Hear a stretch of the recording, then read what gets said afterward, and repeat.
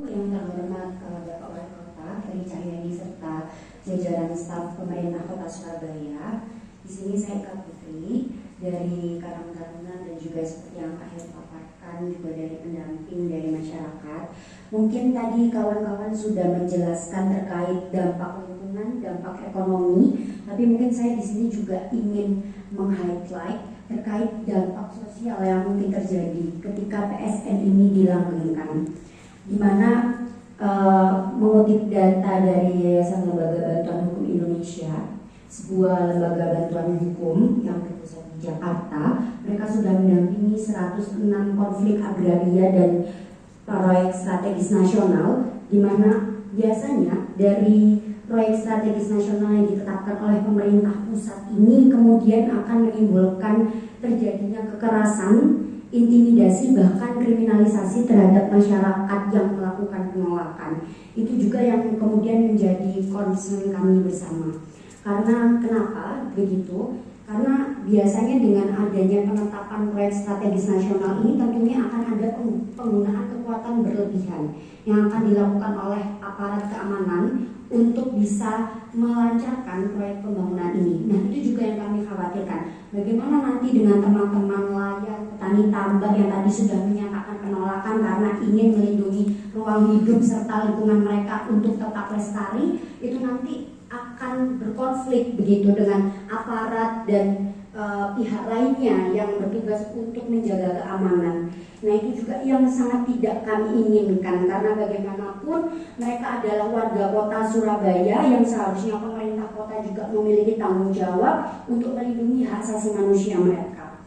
Nah, kemudian juga terkait proyek ini juga cukup kami sesalkan. Mengapa? Karena tidak ada partisipasi dalam penetapan PSN ini.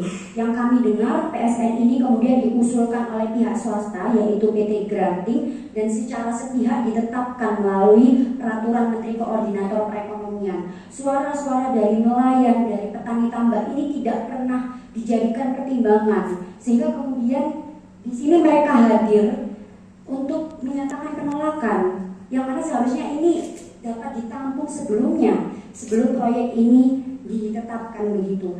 Dan mungkin sedikit mengulas kembali dari rencana pembangunan jangka menengah dari Kota Surabaya di daerah, begitu juga dan juga visi misi dari Pak Wali Kota, yang mana ingin menjadikan bahwa Surabaya itu sebagai kota dunia yang humanis serta berkelanjutan, dan jangan sampai kemudian visi tersebut itu tercederai dengan adanya proyek reklamasi ini.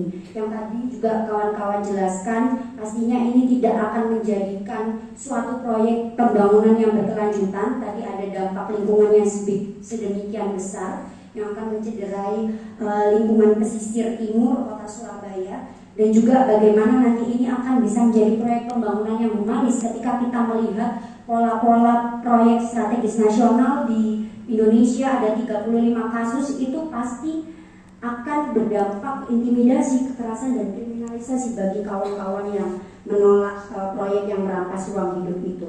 Sehingga di sini kami ingin agar pemerintah Kota Surabaya selaku pengayom dari warga Surabaya nantinya dapat mendukung kami secara politis, mendukung kami untuk tetap mempertahankan ruang hidup serta keberlanjutan lingkungan kami, begitu. Karena memang di mana lagi begitu kami bisa mencari penghidupan selain di pesisir timur Kota Surabaya.